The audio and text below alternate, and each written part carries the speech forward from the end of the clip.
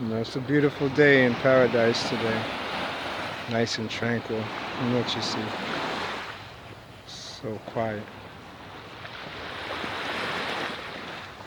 Peace to the ancestors. You know, the Matrix. What is the Matrix? It's kind of weird. You know, it took a long time for me to get to understand what is going on. We see the movie The Matrix, and it's a movie, yeah, and it has a lot of sense to it on the material, mundane level.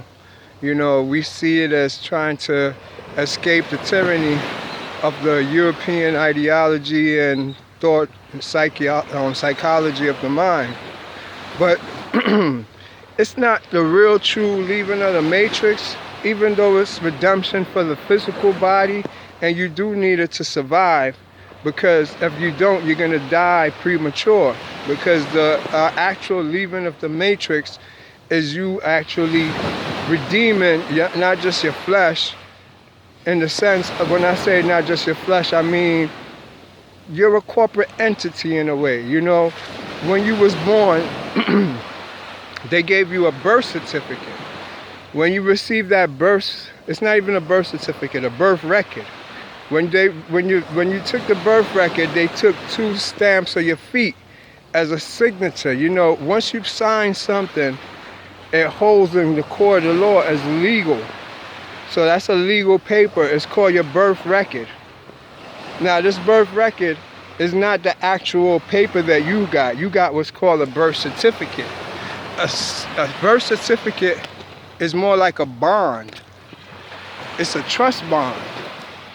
That makes you the trustee of yourself. But they're the actual owners of you with the birth record. It's a different type of paper. Your birth record make your parents the trustee of you. They're not even your real parents. Your parents is the government. That's the law, if you didn't know the law and how the law works.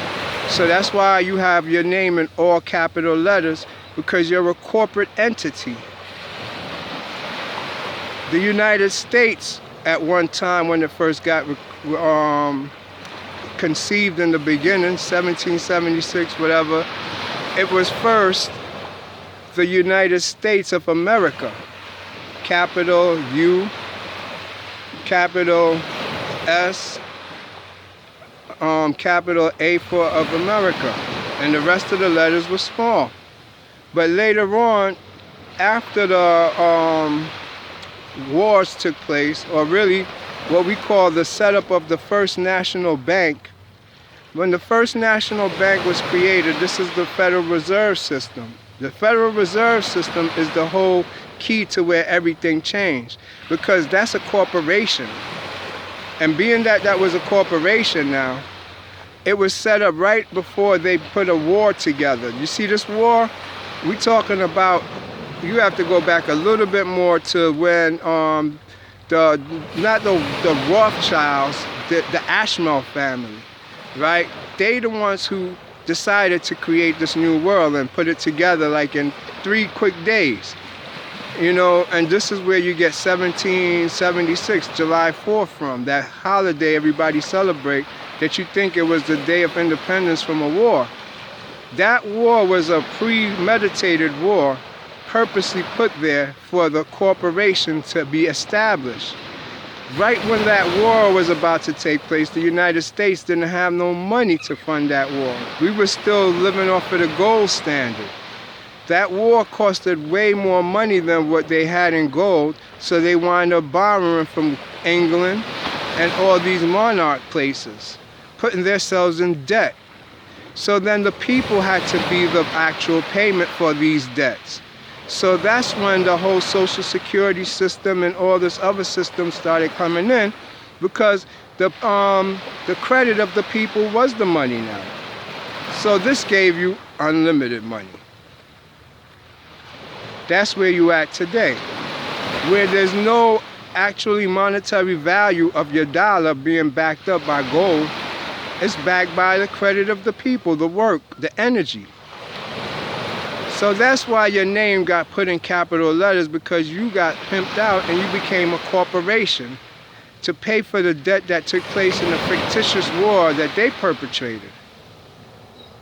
It was all just to enslave the soul. You see, it's in the Constitution and it's in all laws. That's why law is maritime. Just like the waters. You're the waters. So they have to use maritime law to entrap your soul. You know, I'm not going to go into the maritime story, but as you walk through the judge's gate to enter the courtroom, that's where you're entering, you know, the actual sea law. You have no right to speak as a human being. So you have to get what's called a court-appointed attorney. But for some reason, we've been manipulated, because even when you go in the courtroom, that person that represents you is not, like it's written in the Constitution, a court-appointed attorney. You have what you now is being represented by a bar-associated attorney. So it makes it kind of difficult for you to defend yourself. The reason why this is so difficult is because the bar itself is a British Regency association. It's foreign to the United States. Lawyers are what's called esquires. They're not from the state. They're enemy of the state.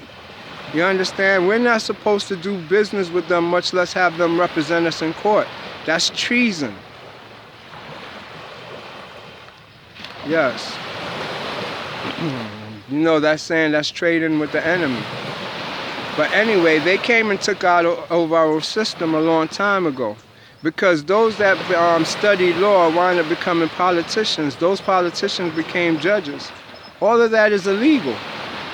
You can't be working. They took oaths already to the British, to the England. Going to school, going to law school, you take oaths.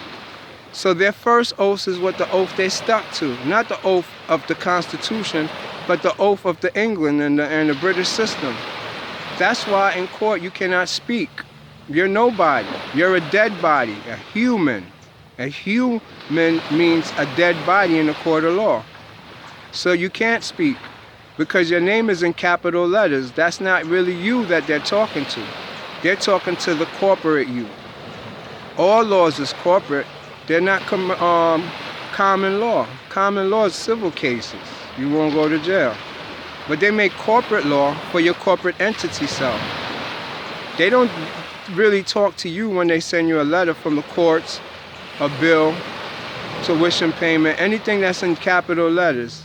Don't think that is something small or random. Go in your pocket and look at your driver's license. Look at your school ID. Look at your voter's card. Everything is in capital letters. It's an illusion. They're not talking to you. They don't want you. They want to trap your soul. You got to give it to them. They got to trick you. So now that you're not you, but you're representing you, who are you? That's right. That's what they have the all caps name. You're a straw man. You're not real. You can separate yourself 1,000 times and have 1,000 you. And they did that for you by making two of you. You have the common law you and the commercial law you. Those are statutory laws.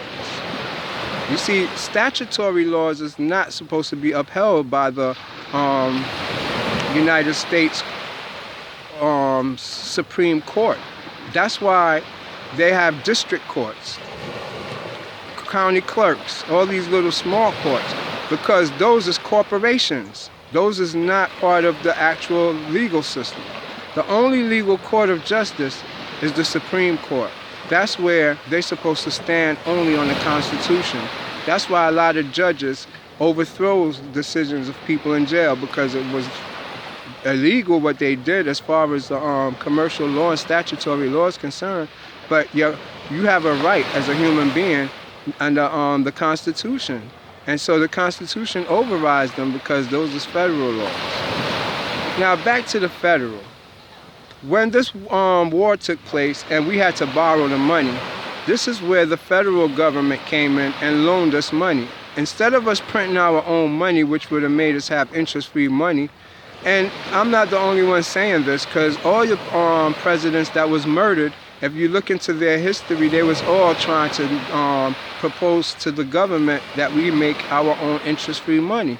All of them got assassinated for trying it. The funny thing is, all of them was black. even the ones who you think is white. You know, we don't understand how skin works. That's a whole nother issue. But once your federal government was created, that was your artificial entity. You see, how could a government come out of nowhere, start lending you money, and it was the First National Bank? By the way, too, that charter lasted 20 years. After the First National Bank contract was up for 20 years, the South did not want to renew it, but the North did. The North was in the pockets of the British. So what wound up happening, the South walked away when it was time to renew. By them walking away, they started that civil war. But also they put the world into a state of emergency. That bill was never ratified, was never signed. The North and the South never agreed. And so we always been in a state of emergency, so the Constitution is not legal right now. It don't have to be. That gives them the right to executive orders and do whatever they want. That gives them the right to create Homeland Security, FEMA, all these sub-agencies, because they're working off of the new Constitution. The right to create militia groups, Blackwater, and to think that their own people is a threat to them. See, all of this is a setup to trap your soul. If you don't know this and understand this, you're going to navigate to the world through the Luciferian system. This system is meant to automatically confuse you. What you think it isn't. It's Alice in Wonderland, the deep wormhole. Well, I'm taking you on that journey so you could understand a little deeper that this goes beyond just the metaphysical stuff. This goes beyond just entities. This goes into the core of who you live in, who you are, what you stand for, why you vote. Do your vote count? All these play a very important role in you freeing your soul and redeeming yourself. You got to understand, everything in life plays a very important role upon your ascension. This message is sent to you not by me, but from somebody else sent me to send it to you. Understand the core of it and take it to your inside. Because now that you understand that you are a corporate entity, you have to free yourself. You belong to them. There's a shackle on you. Chattel goods. You're considered that. Chattel goods. Cattle. Movable commodity. Bond. By your bond servant. These are all legal terms that define who you are. You're being traded on the stock market under these commodities. You committing crime make them money. A regular crime of possession of some type of narcotics is about $1 million on paper. They use that as an OBI number. And that OBI is being traded on Wall Street. When you sit in prison, they make money from that because they put money into the system and make rooms and beds and cells that has to be occupied. It's not a matter of committing a crime, it's all statutory. The common law, you never did a crime. But they make statutory laws, you can't go 50 miles per hour. That's not from God. You can't grow a leaf or a tree. That's not from God. So you see, they could always corner you in any way you want because you what's called a corporate citizen or a citizen. There's also a national citizen that make you above the law. I'll teach you how to become a what's called a real party creditor, how to be a sovereign citizen, be untaxable, to remove yourself by putting your name in brackets when you sign something, to take yourself off the land, but of the land. This is federal law. You have the right to a nationality. You have the right to be any type of culture you want. It's time to choose the ones that's going to take you out of this stress and poverty. But first you need the understanding and knowledge of understanding yourself and the system around you and how it works. I hope this gives you some understanding because it goes deeper and deeper and deeper. The more I sit here and talk, the longer and deeper I'm going to go. So basically, as a peoples now, you can file paperwork like your 1099 and other things to take back your straw man from the government, because that will make you now executor of your estate, just like Michael Jackson's estates or anybody else. So anybody use your all capital name, even on Wall Street, could be even a bill collector. they have to get permission from you first, because now you're the real party in control of your name. By you controlling your name now and being executor of your estates, you live a whole different life as a national. As a national, you have to know the law. You have to study it in detail, because somebody send you a bill and your all capital name is now trespassing. They had to ask you permission first before they could put your name on these papers. By them not asking permission, you send them back a letter in response to that and ask them who told them they could use your name. You give them 30 days to respond. If they don't respond within 30 days, you send them one more letter and tell them that if they don't respond now, legal actions will be taken against them. Once they get this, and more than likely they're a big corporation or business, they're not going to respond. You go to your county clerk and you file a claim. Whatever you put in that paperwork for them malicing you for using your name, that will be the amount or whatever they want they have to collect. Whether it be a car, their house, whatever you feel you was malice for them using you for or misusing you for, you file this. You could file it against Walmart, you could file it against anybody, you could file it against your spouse. You get whatever you put in that claim once it's in the county clerks. If they don't respond and show up, automatically you win. I hope this gives you an understanding of what's going on, and it's a lot more. Like I said, if I stay here talking, the deeper this gets. I'm going to stop now, though. One love.